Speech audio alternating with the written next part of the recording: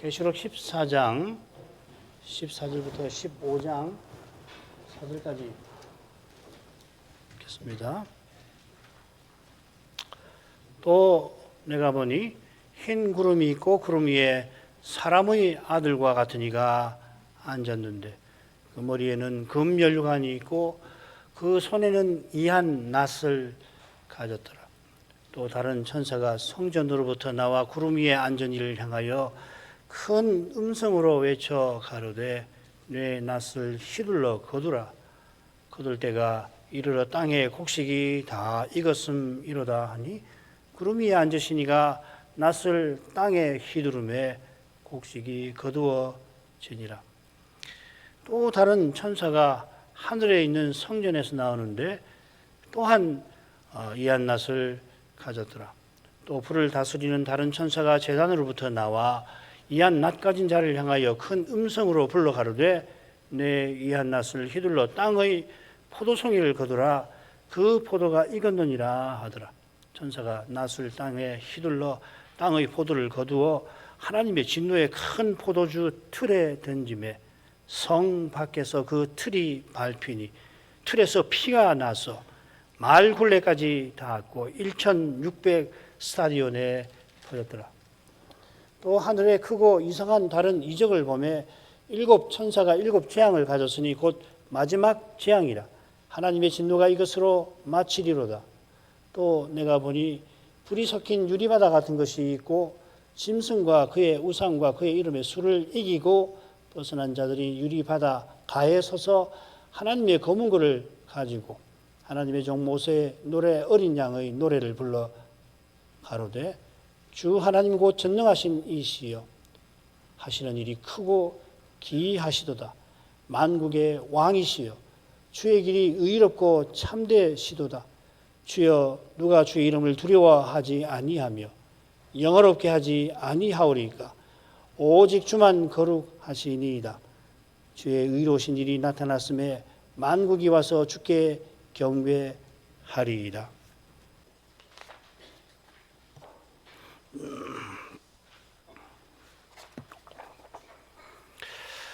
우리가 지난 시간 처음 세 다른 천사에 관한 장면 14장 6절부터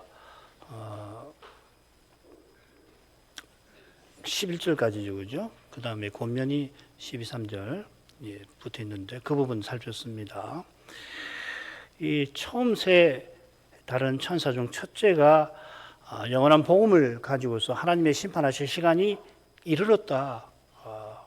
곧 들이닥칠 거다 전합니다. 둘째 천사가 그를 따르면서 말하되 무너졌도다 무너졌도다 큰 성 바벨론이여 하고 선언합니다. 셋째 천사가 이 두 천사를 뒤따르면서 짐승을 경배하는 자들이 하나님의 진노의 포도주를 마시게 될 거다 경고합니다. 요컨대 이 처음 세 다른 천사는 이상 중에서 하나님의 심판이 곧 있을 거라 알리는 겁니다. 이제 살필 요한의 다른 이상에서는 나중 세 다른 천사가 하나님의 심판 집행에 쓰임을 받게 될 텐데요.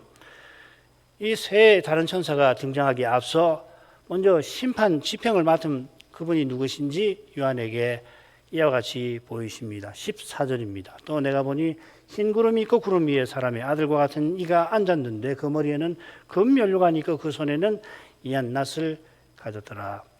이 또 내가 보니 내가 본다라고 하는 또 내가 본다 하는 표현이 계시록에 32번 나오는데 이 넷째 대목에 7번 나옵니다. 통계 거기다가 또 내가 보니라는 표현까지를 합하면 흥미로운 통계가 나옵니다. 그 참고 그냥 하시라고 기록해 놨습니다. 관심 있는 분들은 통계를 보고서 이게 좀 흥미롭구나. 이게 사뭇 흥미로운데 왜 이 말씀을 드리냐면은 이 넷째 대목에 7번 또 내가 보았다 하는 그 표현이 나오는 것처럼 이 넷째 대목도 기억하시겠지만은 7 서신, 7 인, 7 나팔 앞선 세 대목 아니에요. 그처럼 이 넷째 대목도 7 부분으로 나눌 수 있다는 주장이 있습니다. 그 밑에 표가 있으니까 참고하시길 바랍니다. 이렇게 이제 나누면은 이 좋은 점이 뭔가 하면은 요한계시록을 외우기가 참 좋아요. 꼭 이 7을 의도했다 안 했다 이걸 따지기에 앞서서 우리가 하나님 말씀을 읽는 데 있어서 이런 줄거리들을 다양하게 혹은 그럴듯하게 개연성 있게 한 줄거리들을 가지고서 읽으면은 참 좋아요. 줄거리 없이 읽는 사람 아무도 없죠, 그죠? 줄거리 무시하는 사람도 일종의 줄거리가 있는데 성경은 자세히 보면 퍽 정교한 줄거리를 갖고 기록이 되어 있다는 것을 확인할 수 있습니다. 그럴 수밖에 없어요. 성경을 기록한 분들이 하나님 말씀을 가지고 기록하는데 차서 있게, 그리고 이 말씀을 오고 오는 교회에 전하는데 어떻게 하든지 이 성경을 읽는 이들 잘 이해할 수 있도록 서술게 분명하잖아요. 근데 여기 너무나 심오한데 그 심오한 내용을 절묘한 줄거리에 엮어가지고서 이 성경을 읽도록 하면 틀림없거든요. 연구하면 할수록 그게 분명합니다. 그래서 참고로 이렇게 해놨으니까 계시록에 관심 있는 분들은 이렇게도 볼 수 있구나. 나머지도 마찬가지입니다. 이제 오늘 오후에 5째 대목으로 가면 거기 당장 7 대접이 16장이 나오잖아요. 그리고 17, 18장도 이 바벨론 멸망에 관한 건데 그것도 7으로 나눌 수 있어요. 저는 뭐 굳이 7으로 나눌 생각 없는데 마찬가지로 6째 대목으로 가도 역시 7으로 나눌 수가 있습니다. 그러니까 7이라는 게 계시록에 굉장히 많이 나오는 건데 그게 뭘 의미하는가는 우리가 알 수 있죠. 하나님 역사를 어떻게 완전하게 통치해 나가시는가 그런 거겠죠. 자, 그 다음 넘어가죠. 요한이 보니 흰 구름이 보였고 그 구름 위에 사람 같은 아들 같은 분이 앉아 계셨다 했죠. 요건 똑같은 표현이 첫 번째 성수 이상에 나왔습니다. 1장 거기 보면 인자 같은 이라고 거기는 번역됐습니다. 여기는 사람의 아들, 좀 풀었죠, 그죠? 사람의 아들이고 거기는 붙여갖고 사람의 아들 인자라고 번역을 했는데 같은 인물이시고 부활하신 그리스도십니다. 머리에 금면류관을 쓰셨습니다. 예수님께서 감난산 강화에서 이 비슷한 일을 이렇게 예언하셨죠. 인자가 구름을 타고 능력과 큰 능력으로 오는 것을 보리라. 그때 인자께서 큰 나팔 소리와 함께 천사들을 보내어 택하신 자들을 모으실 겁니다. 요한이 지금 본 장면은 바로 이 추수가 나오는 것처럼 마태복음과 같은 사건임을 가리키는 겁니다. 근데 마지막 심판입니다. 주님께서 장차 영광 구름을 타고 심판을 위하여 오실 겁니다. 그리고 이것이 다니엘 7장의 다니엘이 본 마지막 장면이기도 하지요. 인자 같은 분이 금면류관을 썼는데 이 금면류관은 24장로도 쓰고 있습니다. 한글 개역에 이 면류관이라는 말이 나오는데 사실은 원문으로는 2가지예요. 스테파노스 그 다음에 디아데마가 나옵니다. 그래서 이 도표 보시면은 어디 나온다는 걸 알 수가 있습니다. 인자 같은 분이 계시록 19장에도 나오는 그 그리스도 백마 타시고 마지막 전쟁을 수행하시는 그 그리스도인데 거기에 보면은 이 그리스도께서 마지막 전쟁을 쓰실 때 많은 관을 쓰셨다 했는데 이 관하고 여기 인자 같은 분이 쓰신 금면류관은 다른 용어입니다. 그래서 여기는 하나 쓰시고 그 다음에 19장에서는 많이 쓰셨네. 이게 어떻게 좀 충돌되는 거 아닌가 염려하실 거 없습니다. 용어가 좀 다릅니다. 그 이야기를 좀 써놓은 겁니다. 그 19장 그 부분을 하게 되면은 왜 거기는 많은 디아데마를 왕관을 쓰셨다고 하시는가 말씀을 드리겠습니다. 그러니까 여기 있은 면류관은 상으로 얻는 것 그런 관인 것 같고 그 다음에 19장에서 이 디아데마라고 하는 것은 왕권을 상징하는 관 같아요. 그래서 이 용이나 짐승도 관을 쓰죠, 그죠? 참칭하는 겁니다. 스스로 왕인 것을 참칭하는 거겠죠. 자, 그렇게 이해하시고 중요한 것은 흰 구름 위에 보좌를 두고 앉으셨는데 주님께서 손에 이한 낫을 갖고 계신다는 겁니다. 이 낫이라는 말이 이 계시록의 14장에만 그리고 이 장면에만 7번 나옵니다. 이 7번 나온다는 것은 이게 우연이 아니고요. 심판의 완전성 가리킬 겁니다.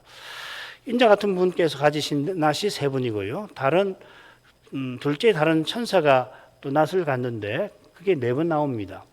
이런 것도 우연이 아니죠. 2+5가 아니고 3+4라고 하는 것도 이게 의미가 있는 겁니다. 이런 거 배우려면 뭐 수두룩하죠. 소위 말하는 상징수에 대한 연구를 해보면은 참 흥미롭기도 하고 얼마나 성경을 이 정교하게 썼나. 이상이라고 하는 게 그냥 이야기책에 나오는 그런 동화책에 나오는 그런 정도가 아니라는 걸 금방 알 수 있는 겁니다. 연구를 해도 끝이 없어요. 인자 같은 분의 낫은 알곡 추수를 위한 거고 둘째 다른 천사가 가진 이 추수는 그 낫은 진노의 포도 수확을 위한 겁니다. 이건 심판에 관한 겁니다. 인자 같은 분께서 친히 낫을 휘둘러서 택하신 자들을 거두시고 멸망하는 자들에게 마시게 하시는 진노 포도주를 위한 포도는 다른 천사가 수확합니다. 좀 이따 다 다루지요. 자, 이제 나중 세 다른 천사가 심판 지평에 쓰임을 받는데 처음 세 다른 천사와 짝을 이룬다는 거 도표에서 다시 표시를 해놨습니다. 서로 대응이 됩니다. 읽어보면 먼저 첫째 다른 천사로 가보죠. 또 다른 천사가 성전으로부터 나와 구름 위에 앉은 이를 향하여 큰 음성으로 외쳐가로되 내 낫을 휘둘러 거두라. 거둘 때가 이르러 땅에 곡식이 다 익었음이로다 하니 구름 위에 앉으신 이가 낫을 땅에 휘두르며 곡식이 거두어지니라. 여기 15절 읽으실 때 또 하고 쉼표를 찍으셔야 좋습니다. 또 다른 천사 아닙니다. 그리고 혹은 그러자 이렇게 번역할 수 있는 겁니다. 그러자 다른 천사가 성전으로부터 나왔습니다. 둘째 다른 천사도 역시 성전으로부터 나오고요. 셋째 다른 천사는 단으로부터 나옵니다. 단에서 나오는 건 결국 성전에서 나오는 겁니다. 그러나 의미는 좀 다르겠죠. 이는 넷째 대목 처음 그 성소 이상에서 하늘 성전이 열린 것과 무관하지 않을 것입니다. 다섯째 대목 그 성소 이상에서도 하늘 성전이 거기는 장막 성전이 증거 장막의 성전이 열렸다 그렇게 되어 있죠. 거기도 일곱 천사가 성전으로부터 나옵니다.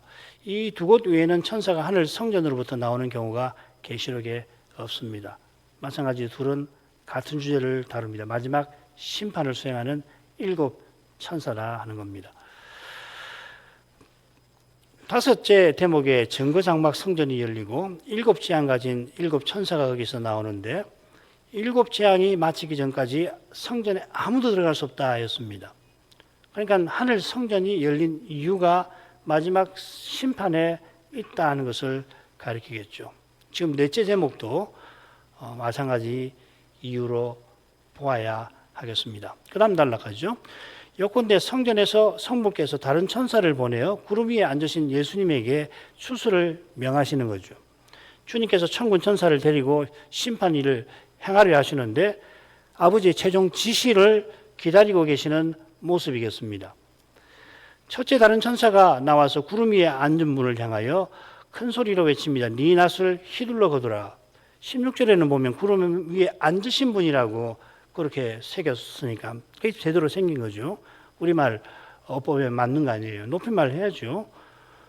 주님이 구름을 타고 계시니까 여기도 주님의 낫을 휘둘러 거두소서 하고 높임말로 새겨야 좋을 겁니다. 요즘에 나오는 그 한글 개혁본들은 번역본들은 그렇게 번역을 해놨습니다.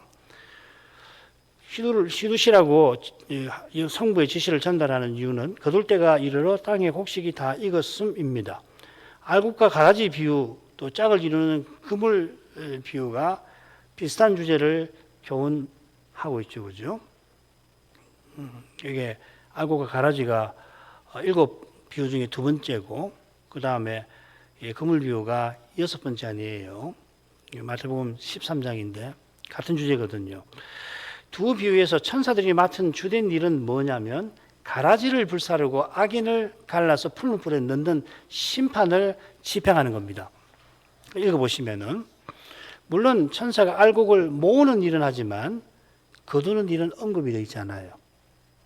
지금 뭘 강조하시는지 이해하시겠죠. 거두는 일을 주님이 하신다라고 하는 것은 구원이 하나님과 그리스도께 있다는 고백과 일치합니다. 비유를 이번에 확인을 해봤거든요. 어떻게 알곡은 주님이 거두신다 돼 있고, 근데 심판은 다른 천사가 맡도록 돼 있단 말이에요. 그러니까 예수님의 비유를 살필 수 있잖아요. 그래서 이번에 비유를 다시 보니까 그렇게 돼 있다고요. 뭘 강조하나? 천사가 우리 구원에 기여 못합니다. 우리도 기여 못하고요. 히브리서 1장 14절에 보면 주님께서 천사들을 부려서 구원 얻는 우리를, 후사인 우리를 위하여 섬기라 보내시죠. 우리가 구원받는 것처럼 우리 구원에 천사가 기여하는 것 전혀 없습니다. 우리도 마찬가지예요. 이게 분명한 진리예요. 그러니까 성경은 이렇게 정교해요. 얼른 보면은 우리 일상 언어로 쓰고, 누가 읽어도 어린이도 읽으면 이해할 수 있도록 그렇게 썼지만은, 용어를 구사하는 거 보면은 이렇게 정교하다고요. 다른 천사의 말, 즉 성부의 지시를 받은 인자 같은 이께서 지시대로 시행하시고 시행하신 대로 곡식이 거두어집니다. 하나님이 구원하시는 거라고요. 사람이 생각할 때 절망스럽다. 저 친구가, 저 아이가, 저 사람이 구원받을 수 있을까? 이게 사람이니까 하나님 말씀 어느 정도 아니까. 그런데 눈앞의 현실은 절망스럽단 말이죠. 개인의 구원만 아니죠. 정말 약속대로 음부의 권세가 이기지 못하는 교회는 세워지고 있는 건가? 교회는 그리스도의 몸이니 전부 안에서 전부를 가득 채우시는 그리스도의 충만이라고 하는 이 교훈이 정말일까? 몸이 머리신 그리스도께로 자라가게 하신다는 것을 사도가 에베소 4장 15, 16절에서 말하는데, 그런 일이 정말 일어나고 있는 걸까? 세계교회 역사, 현대교회 역사, 그리고 그 교회 역사 배후에 있는 소위 그 비평학자들의 연구 결과나 그 비평 이론이 수용되는, 온 세상에 퍼지는 그런 현실을 보면 말이에요. 이게 정말 맞는 말인가? 역사는 발전하는가? 역사 철학에서 늘 주장하는 건데, 그건 놔두고요. 정말 구속 역사는 약속대로 이루어져 가고 있는가? 그 작은 문제 아닙니다.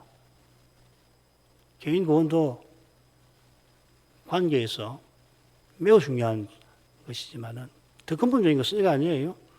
정말 하나님께서 약속을 이루시는가? 정말인가?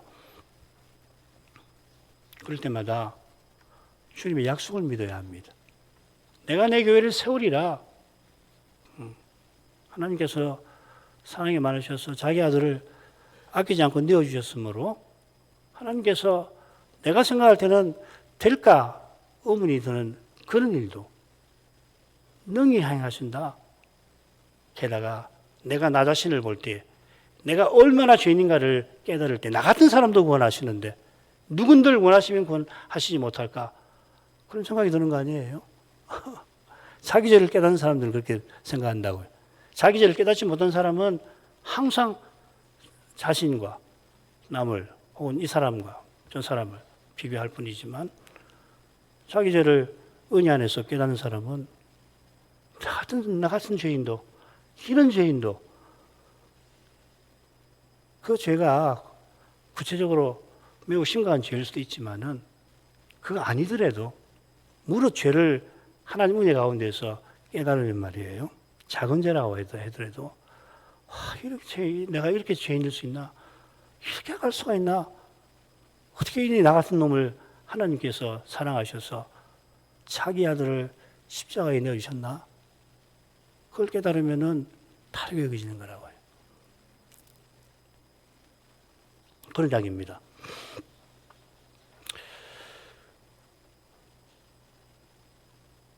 그 밑에 내용은 그런 내용이에요. 그리스도 안에 있는 하나님의 그 사랑, 그걸 영원히 맛보게 하시려고 주님께서 장차 오십니다. 심판하러 오십니다. 한 해가 다 저물었는데 역사는 많은 철학자들이 세상 사상가들이 이야기하는 것처럼 끊임없이 반복되지 않습니다. 과학자들도 이 우주가 끝날 때가 있다고 과학적으로 말하는 이도 있지만은 실질적으로는 영원히 이렇게 될 처럼 생각하는데 신자들도 그렇게 생각하기 쉽잖아요. 그렇지 않습니다. 역사에 끝이 있는 거예요. 성경만이 그걸 분명하게 그리고 믿을 만하게 확고한 근거에서 교훈한단 말이죠. 지금 우리가 그 말씀을 배우고 있는 거잖아요. 역사가 끝이 있는 거라고요. 하나님께서 의롭게 판단하신 데가 오신단 말이에요. 하나님을 간절히 바라는 우리를 틀림없이 약속하신 구원에 이렇게 하신다는 거예요. 자, 그 다음으로 가죠. 또 다른 천사가 하늘에 있는 성전에서 나오는데 또한 이한 낯을 가졌더라. 여기도 역시 그러자 다른 천사가 이렇게 읽으셔야 합니다. 그러자 다른 천사가 나왔습니다. 이 천사는 처음 천사와 구별되는데 처음 세 다른 천사의 경우와 달리 둘째, 셋째 붙이지는 않았습니다. 그래서 처음 세 천사하고 나중 세 천사가 같은가 다른가 학자마다 의견이 있는데 잘 모르겠어요. 같기도 하고 그렇습니다. 여기 또한 이한 낯을 가졌다고 했는데 그도 또한 이렇게 새기는 게 좋습니다. 바로 앞에 인자 같은 우리 주님이 낯을 가지셨는데 이 둘째 천사도 낯을 가졌다 이렇게 되어 있습니다. 그가 이한 낯을 가진 목적이 뭔지가 셋째 다른 천사를 말을 통해서 드러나는데요. 여기서는 예비적인 성격이죠, 그죠? 낯을 가졌다고만 되어 있어요, 그죠? 그처럼 처음 세 천사 중 둘째 천사의 말도 무너졌다 바벨론에 관한 것도 예비적인 거죠, 그죠? 자, 그 전에 말씀드렸습니다. 그 다음으로 넘어가죠. 또 불을 다스리는 다른 천사가 제단으로부터 나와 이한 낫 가진 자를 향하여 큰 음성으로 불러가로되 내 이한 낫을 휘둘러 땅에 송이를 거두라. 그 포도가 익었느니라 하더라. 천사가 낫을 땅에 휘둘러 땅에 포도를 거두어 하나님의 진도의 큰 포도주 틀에 던짐에 성 밖에서 그 틀이 밟히니 틀에서 피가 났어. 말굴레까지 닿았고 1600 스타디온에 퍼졌더라. 셋째 다른 천사는 단으로부터 나왔습니다. 여기도 향단, 금단이라고 새기시는 게 맞을 것 같아요. 그도 역시 성전으로부터 나왔는데 단으로부터 나왔다고 좀 더 구체적으로 표현한 이유가 있겠지요. 그건 그가 불 다스리는 천사라고 하는 것과도 붙어 있습니다. 셋째 하늘 성소 장면 8장입니다. 8장에 보면 다른 천사가 향연과 함께 성도의 기도를 하나님께 올려드릴 때에 그 천사가 향단에 불을 담아 땅에 쏟았지요. 하나님의 심판 집행을 가리키는 거거든요. 셋째 다른 천사는 과연 최후 심판에 관한 명령을 둘째 다른 천사에게 전달합니다. 그 심판이 처음 셋째 천사의 경고에서는 진노의 포도주와 더불어 불의 이미지로 표현되어 있죠. 불과 이왕으로 고난을 받을 거다 영원토록. 여기서는 이 포도의 이미지만 있지만 불을 다스리는 권세 가진 천사가 그 명령을 전달했다는 거죠. 그러니까 처음 세 천사 중 셋째하고 나중 다른 천사 중 셋째하고 연결되는 거죠, 그죠? 불의 권세를 가진 다른 천사가 예리한 낫을 가진 다른 천사에게 큰 소리로 낫을 휘두르라 합니다. 이 지시는 하나님께 받아 전하는 거겠죠. 둘째 다른 천사가 땅의 포도송이를 거두라 합니다. 그 포도가 익었기 때문입니다. 거둔다, 익었다. 인자 같은 분의 주서에도 나오지만 용어는 다릅니다. 전혀 다른 낱말을 곡식과 과일에 해당되는 낱말을 각각 썼습니다. 하늘 성전에서 나온 둘째 천사가 낫을 땅에 휘둘러 포도를 거둔 다음에 하나님의 진노의 큰 포도주 틀에 던집니다. 포도주 틀에 던진다는 건 포도주 만들려고 하는 거 아니에요? 그래서 이 포도주는 진노의 포도주라 하는 겁니다. 이 진노의 포도주는 특별히 짐승을 경배한 짐승의 표받은 자들을 마시게 하시는 거죠. 그러니까 이 진노의 포도주를 마시게 한다는 것은 결국 뭔가 하면은 불못에 던져 세세토록 고통나게 하신다. 그 말 아닙니까? 이 진노의 포도주 틀에 포도송이들을 던지니까 그 틀을 밟습니다. 이 인자 같은 이가 밟습니다. 결국은 엄청난 양의 피가 나옵니다. 높이는 마을 굴레까지 닿았고 길이는 1600 스타디온인데요.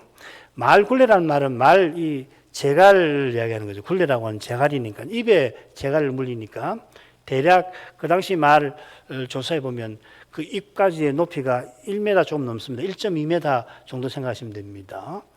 그리고 1600 스타디온은 이 헬라식하고 라틴식, 이 로마식이 좀 다른데 대략 3000km 조금 안 됩니다. 그러니까 쉽게 300km라고 보시면 됩니다. 어마어마하죠, 그죠? 참고로 새 예루살렘 장광고는 12,000 스타디온이 됩니다. 10배 조금 안 됩니다. 새 예루살렘이 훨씬 넓긴 합니다만은 중요한 것은 숫자의 상징적 의미겠죠. 그래서 이 새 예루살렘은 12 곱하기 1000이잖아요. 10 곱하기 10 곱하기 10 장광고 같은 여기 1600은 4 곱하기 4 곱하기 10 곱하기 10일 겁니다. 4는 세상을 가리키고 10은 사람의 완전수입니다. 7은 신의 신적인 완전수고요. 10은 사람의 완전수입니다. 그러니까 전체 세상을 뜻하는 거죠. 사방팔방 1m가 넘는 높이로 피가 가득 차 있다는 겁니다. 어마어마하게 끔찍한 장면입니다. 중요한 거예요. 누구의 피입니까? 포도송이를 틀에 밟으면 포도주가 나오는데 이상하게 피가 나와요. 자, 답을 얻기 위해서 몇몇 구절을 읽어드리겠습니다. 음녀 바빌론이 성도의 피와 예수 증인들의 피에 취했다. 이 음녀 바빌론이라는 게 큰 성이죠, 그죠? 종교적 성격을 가진 세계입니다. 그러니까 한 개인이 피를 들이마셨다, 그 정도 아니란 말이죠, 그죠? 한 세계가, 거대한 세계가 성도들과 선자의 피를 들이마신 거 아니에요, 그죠? 선자들과 성도들과 땅 위에 죽임당한 모든 자의 피가 이 성에 보였다. 큰 음녀를 심판해서 자기 종들의 피를 그 손에 갚으셨다.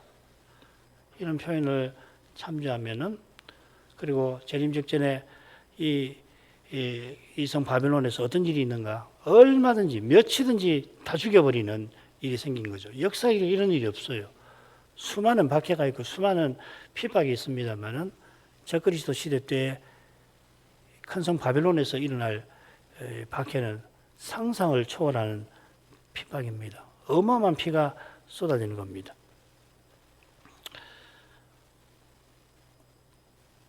둘째 다른 천사가 수확하는 포도는 교회 핍박을 위하여, 교회 말살을 위하여 마귀를 쫓으며 살았다. 그 사람들의 삶의 내용이 뭔가 피다 이 말이죠.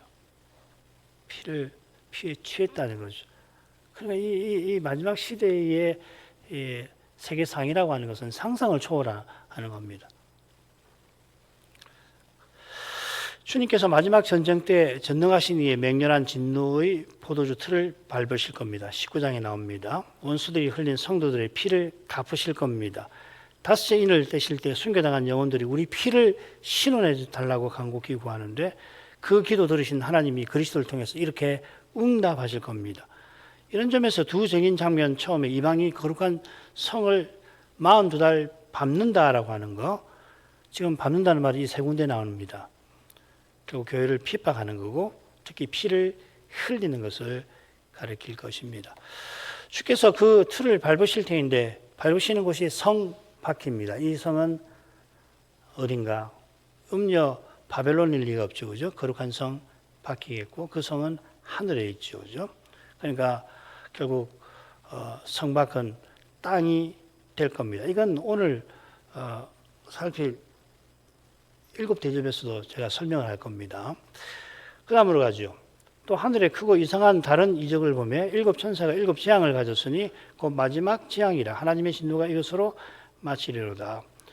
요한이 이적을 봤는데 이 이적을 다른 이적이라고 했습니다. 제가 다른이란 말이 하나, 둘, 셋, 넷, 첫 번째 다른 것, 또 다른 그런 게 아니라 이 처음 나온 것과 짝을 이루는 그런 성격의 다른이라고 몇 번 말씀드렸는데, 이 첫째 단락에 보면 큰 이적이 요한에게 보이고 그 다음에 다른 이적이 또 보였죠. 큰 용에 관한 거죠, 그렇죠? 그러니까 요한에게 보인 처음 두 이적은 주님의 초림에 관한 거고요. 큰 이적이라고 부를 만큼 중요한 구속 사건이죠, 그죠? 특별히 용이 참소를 못하게 되는 주님의 탄생과 승천에 관한 겁니다. 용이 메시아를 삼키려다가 실패하고 참소하지 못하게 된 겁니다. 지금 계시록 15장 처음에 요한이 본 것도 다른 이상인데 예수님의 재림과 관련된 이상입니다. 크고 이상한 것이라고 했는데 똑같은 표현이 그 살피의 성도의 찬송에 나옵니다. 전능하신 하나님이 하시는 일이 크고 기이하시도다. 그러니까 이 번역을 일치시키면 참 좋을 뻔했어요. 만일 성도가 이 찬송을 드리는 이유가 요한에게 지금 보인 크고 이상한 기이한 기적과 관련되겠죠. 그게 뭔가 하면 일곱 천사가 일곱 재앙을 가진 겁니다. 마지막 재앙입니다.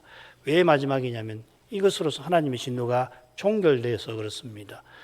한글 개역 성경은 마치리로다 해서 이 하나님의 진노가 장차 나중에 마치게 될 거라고 새겼는데 원문은 이미 이루어진 일로 표시를 합니다. 왜 이렇게 번역을 했을까 하면은 이유가 있는데요. 이 일곱 재앙 가진 일곱 천사가 일곱 대접을 받는 천사고 일곱 대접 이야기는 16장에 나와서 그렇습니다. 그런 내용입니다. 그 밑에 내용은 오늘 오후에도 설명이 될 테니까 참고하시고 넘어가십시다. 또 내가 보니 불이 섞인 유리바다 같은 것이 있고 짐승과 그의 우상과 그의 이름의 수를 이기고 벗어난 자들이 유리바다가에 서서 하나님의 거물고를 가지고 하나님의 종 모세의 노래 어린 양의 노래를 불러 가로되 주 하나님 곧 전능하신 이시여 하시는 일이 크고 기이하시도다. 만국의 왕이여 주의 길이 의롭고 참되시도다. 주여 누가 주의 이름을 두려워하지 아니하며 영화롭게 하지 아니하오리이까. 오직 주만 거룩하시니이다. 주의 의로우신 일이 나타났음에 만국이 와서 주께 경배하리이다. 이 찬송은 우리 줄거리에 따르면 시온산의 찬송과 짝을 이룹니다. 시온의 찬송을 살피면서 이 찬송의 내용도 조금 생각했습니다. 요한이 불이 섞인 유리 바다 같은 것을 보고 찬송하는 이긴 자들을 봅니다. 유리 바다가 계시록 4장에서는 수정 같아 했는데 여기서는 불이 섞인 모습입니다. 수정과 같이 고요하던 하늘인데 큰 변화가 일어났죠. 그때는 어린 양이 그 성전의 5장에 나타나신 거고요. 일찍 죽임당한 어린 양이 나타나신 것이 아주 큰 변화잖아요. 예수님이 초림과 관련돼서 하늘에서 어마어마한 변화가 생긴 거고 지금 여기서는 예수님의 재림 때에 직전이기도 한데 재림이라고 해야 되겠습니다. 그때 하늘에서 일어난 큰 변화가 뭐냐면 이 유리바다에 불이 섞여 있다 하는 겁니다. 불이 섞인 것은 하늘 보좌에서 하나님께서 마지막 심판을 시행하신 것을 가리키는 겁니다. 바로 앞에 셋째 다른 천사가 불 다스리는 권세 가진 천사인데 그가 둘째 천사에게 마지막 심판을 집행하라는 하나님의 지시를 전달했죠. 그리고 이 심판은 짐승과 그의 우상을 경배하고 짐승의 표받은 자들에 대한 것이죠. 특별히 그처럼 불이 섞인 유리 바닷가에서 서서 찬송하는 이들도 이 짐승과 우상과 그 이름의 수를 이긴 자들, 이기고 벗어난 자들의 드리는 찬송이죠. 이들이 하나님의 검은고를 가지고 찬송합니다. 검은고를 하나님의 검은고라 불렀습니다. 이 검은고는 성전 찬양대의 악기와 같은 것임을 뜻하는 것 같아요. 하나님이 주셔서 하나님을 찬송하는 데 쓰는 악기입니다. 이 찬송을 받으시고 하나님은 영원한 통치를 우리에게 펼치실 것입니다. 그 통치 내용이 이 찬송과 예배와 붙어 있다는 이야기죠. 그죠? 이들은 24장로처럼 검은고를 연주하면서 찬송하는데 하나님의 종 모세의 노래, 어린 양의 노래를 부릅니다. 홍해에서 바로의 군대를 수장시키실 때에 홍해가에서 모세가 백성들과 함께 찬송을 드렸죠. 모세와 이스라엘이 승리하고 찬송한 것처럼 지금 찬송하는 마릴 성도도 승리한 자들입니다.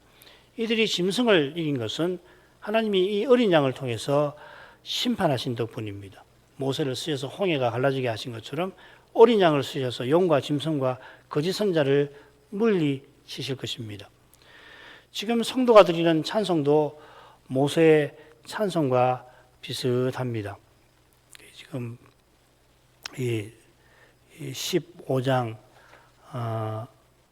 3절 4절에 나오는 이 찬송의 내용이 출애굽기 15장에 나오는 내용하고 굉장히 비슷해요. 확인해 보시면 금방 아실 겁니다. 첫째로 찬송을 불러일으키시는 일이 크고 기이하여서 이 일 행하신 하나님께서 주 하나님이 곧 전능하신 이이십니다. 여기 주의 일이 마지막 심판에 관한 것이라고 생각했습니다. 둘째로 이 심판은 주의 길이 의롭고 참되신 것과 붙어 있습니다. 의롭고 참되다고 하는 것은 언약을 친히 이루고 성취하셨다 하는 뜻입니다. 하나님이 역사의 처음부터 마지막까지 그리하셨습니다. 역사는 그분이 걸어가시는 길입니다. 그 길을 하나님은 만왕의 왕으로서 걸으셨습니다. 짐승이 재림 직전에 모든 나라로 하여금 음행하게 합니다마는 그의 권세는 잠시뿐이고 그의 핍박을 통해서 하나님께서 그 거룩하신 뜻을 성취하십니다. 이런 사실을 들어서 마지막 성도는 만국이 하나님을 두려워하고 영화롭게 하며 경배할 것이라 노래합니다.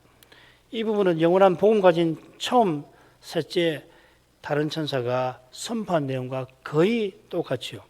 주의 심판이 끝났으니 그 천사가 예고한 대로 이제 심판이 끝났으니 세세토록 만국이 만왕의 왕을 영원히 가까이 하며 섬기며 높이게 될 것입니다. 이만큼 하죠. 같이 기도하겠습니다.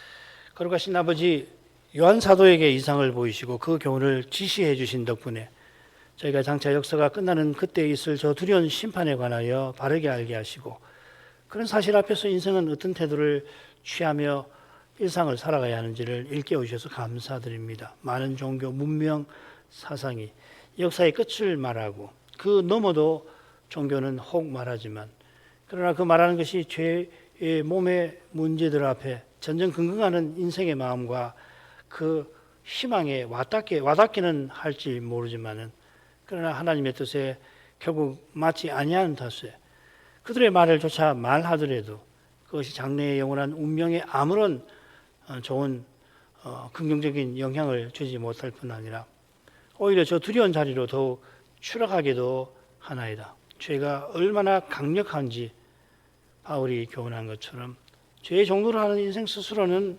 무엇을 더 알고 힘을 더 가지고 그리고 이런저런 선한 것이 있다 하더라도 그것으로 말미암아 더욱 죄짓고 죄의 삭은 사망이라 하는 말씀대로 될 수밖에 없겠나이다. 특별히 재림 직전에 있을 저 두려운 일들에 관하여 알려주셔서 그 일의 중요한 성격이 주님이 승천하신 이후로 교회와 세상에 계속 드러나고 있다는 것을 계시록을 통해서 일깨워 주십니다. 언제 저 두려운 일이 일어날지 아무도 단정하지 못하지만 그러나 언제 그 일이 일어날지라도 하등 이상할 것이 없는 그런 시대를 우리가 살아가고 있다는 것을 주님의 충직한 종을 통하여 일찍 알려주신 것을 작은 일로 여기지 말게 하시고 그런 시대에 있을 일을 식별하고 예수 믿음을 지키는 길이 어디 있는지를 늘 명심할 수 있게 하옵소서. 하나님 아버지 깨어 근신할 수 있게 해 주옵소서. 예수님의 이름으로 기도합니다.